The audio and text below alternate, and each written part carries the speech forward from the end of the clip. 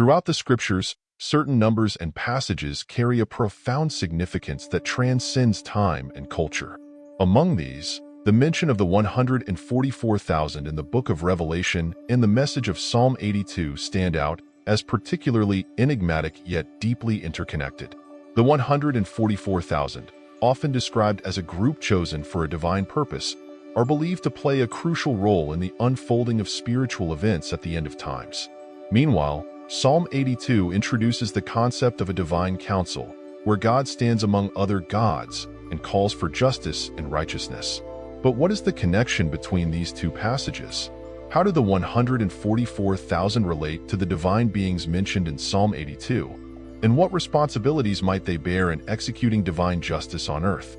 This exploration seeks to uncover the deeper meanings behind these ancient texts, drawing parallels between them and shedding light on their potential implications for our contemporary spiritual landscape. In this journey, we will delve into the roles of the 144,000 as described in Revelation, their symbolic and literal significance, and how their mission aligns with the call for justice in Psalm 82. By examining these scriptures side by side, we aim to understand the divine jurisdiction they represent and the message they hold for humanity today.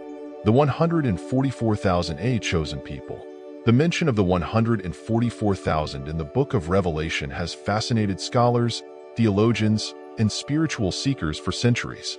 This group, described as being sealed and set apart for a special purpose, appears in Revelation 7 and again in Revelation 14. But who are they, and what is the nature of their calling? The identity of the 144,000. Revelation 7 verse 4 states, "And I heard the number of the sealed, 144,000, sealed from every tribe of the sons of Israel." This passage has led to much debate about the identity of these individuals. Some interpretations suggest that they are literal descendants from the 12 tribes of Israel, representing a specific number of people chosen to fulfill a divine mission. Others view the 144,000 as a symbolic number, representing a group of spiritually awakened individuals from all over the world who are destined to carry out a divine purpose in the last days. The notion of being sealed implies a form of divine protection and designation for a holy task. This sealing is not merely a mark of selection but a sign of empowerment, indicating that these individuals are imbued with spiritual authority to carry out their mission. The question of whether the 144,000 are a literal or symbolic group may never be fully resolved, but what is clear is that they are set apart by God for a critical role in the unfolding of end-time events. The mission of the 144,000. Revelation 14 verses 1 to 5 further elaborates on the 144,000, describing them as standing with the Lamb on Mount Zion, having his Father's name written on their foreheads. They are characterized as those who follow the Lamb wherever he goes and are redeemed from mankind as firstfruits for God and the Lamb. This imagery suggests that the 144,000 are not just passive recipients of divine favor, but active participants in the divine plan. Their mission, as hinted in these verses, seems to involve both spiritual leadership and the execution of divine judgment. As firstfruits, they are the initial harvest of a greater redemption, leading the way for others to follow. Their purity and dedication symbolize their readiness to take on the responsibilities that come with their calling, whether it be spreading the message of truth, guiding others towards spiritual awakening, or directly confronting the forces of evil. In this context, the 144,000 can be seen as divine agents of justice, chosen to play a pivotal role in establishing God's kingdom on earth. Their role mirrors the call to justice found in Psalm 82, where divine beings are admonished to defend the weak and the fatherless, uphold the rights of the afflicted and destitute, and rescue the weak from the wicked. The divine counsel of Psalm 82. Psalm 82 presents a compelling image of God presiding over a divine council, where he addresses other divine beings, often referred to as gods. This psalm is unique in its portrayal of a celestial courtroom, where God calls these beings to account for their failure to uphold justice. The role of the divine beings. In Psalm 82 verse 1, it is written, "God has taken his place in the divine council. In the midst of the gods he holds judgment." The term gods here has been interpreted in various ways, ranging from divine beings or angels to human judges or rulers. However, The common theme is that these entities hold positions of authority and are expected to exercise this authority righteously. The psalm continues with a rebuke. How long will you judge unjustly and show partiality to the wicked? Psalm 82 verse 2. God charges these beings with failing in their duties, emphasizing that their responsibility is to give justice to the weak and the fatherless. Maintain the right of the afflicted and the destitute. Psalm 82 verse 3. The divine beings are thus reminded that their power comes with a mandate to protect the vulnerable and uphold justice. This passage not only highlights the importance of justice and divine governance, but also serves as a reminder that those in positions of power are accountable to a higher authority. The divine beings in Psalm 82 are symbolic of any entities, celestial or terrestrial, entrusted with authority, and their failure to act justly results in severe consequences. The judgment and its implications. The judgment pronounced in Psalm 82 is stark. I said, "You are gods, sons of the Most High, all of you. Nevertheless, like men you shall die, and fall like any prince." Psalm 82 verses 6 to 7. This declaration underscores the idea that even divine beings are not above judgment. They too are subject to the consequences of their actions. The fall of these beings is a cautionary tale about the misuse of power and the neglect of duty. It also reflects a broader spiritual truth, that all beings, regardless of their status, are bound by the principles of divine justice. The psalm concludes with a plea for God to arise, "O God, judge the earth, for you shall inherit all the nations." Psalm 82 verse 8, signaling the need for divine intervention to restore order and justice. This divine counsel and its judgment provide a framework for understanding the role of the 144,000. Just as the divine beings in Psalm 82 were called to execute justice, so too are the 144,000 tasked with bringing about righteousness on earth. The parallels between these scriptures suggest that the 144,000 may be seen as the modern-day counterparts to these divine beings, chosen to fulfill the mandate of divine justice in the end times. The intersection of Revelation and Psalm 82. Having explored the roles of the 144,000 and the divine beings in Psalm 82, it becomes evident that there is a significant connection between these two groups. Both are entrusted with the execution of divine justice, and both operate under the authority of a higher power. But how do these two scriptures intersect, and what can we learn from their relationship? A unified vision of divine justice. The connection between the 144,000 and Psalm 82 lies in their shared mission to establish justice and righteousness. The 144,000, as depicted in Revelation, are seen as a chosen group that will lead and guide humanity during a time of great tribulation. Their role is not just to spread a message, but to actively participate in the establishment of God's kingdom on earth. Similarly, the divine beings in Psalm 82 were appointed to uphold justice, to protect the vulnerable, and to ensure that the principles of righteousness were maintained. When they failed in their duties, they were judged and replaced, highlighting the seriousness of their responsibilities. This unified vision of divine justice suggests that the 144,000 may be seen as the continuation of this divine mandate. Where the divine beings of Psalm 82 fell short, the 144,000 are called to succeed, embodying the principles of justice and righteousness that are central to God's plan for humanity. The role of the 144,000 in the end times. As we consider the role of the 144,000 in the context of Psalm 82, it becomes clear that their mission is one of restoration. They are called to correct the injustices that have plagued humanity, to stand against the forces of evil, and to lead by example in a time of moral and spiritual decay. Their sealing and their close relationship with the Lamb signify their readiness and their divine endorsement to carry out this mission. The parallels between the responsibilities of the divine beings in Psalm 82 and the 144,000 in Revelation offer a deeper understanding of the latter's role in the end times. Just as the divine council was held accountable for its actions, so too will the 144,000 be held to a high standard as they fulfill their divine commission. The 144,000's connection to Psalm 82 also suggests that their work is not merely about judgment, but about the restoration of justice. They are not just executors of divine will, but also healers and guides, leading humanity towards a new order where righteousness prevails. the message for contemporary believers. In exploring the connections between the 144,000 and Psalm 82, we find not only a deeper understanding of these ancient texts, but also a powerful message for contemporary believers. The themes of justice, responsibility, and divine authority resonate as strongly today as they did in biblical times. Living out the call to justice. For those who see themselves as part of the spiritual lineage of the 144,000, the call to live out the principles of justice and righteousness is clear.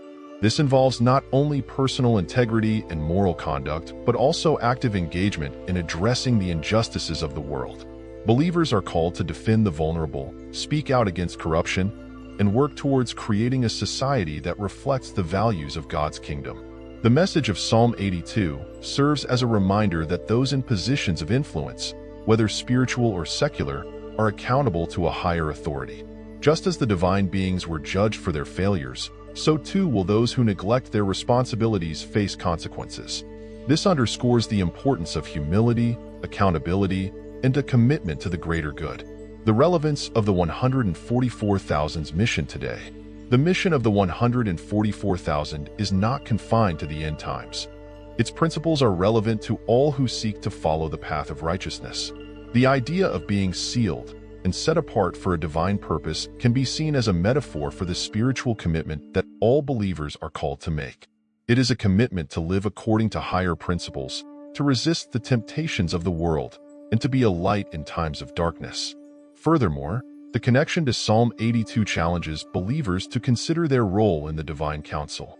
While the 144,000 may have a specific mission, all believers are called to participate in the work of divine justice.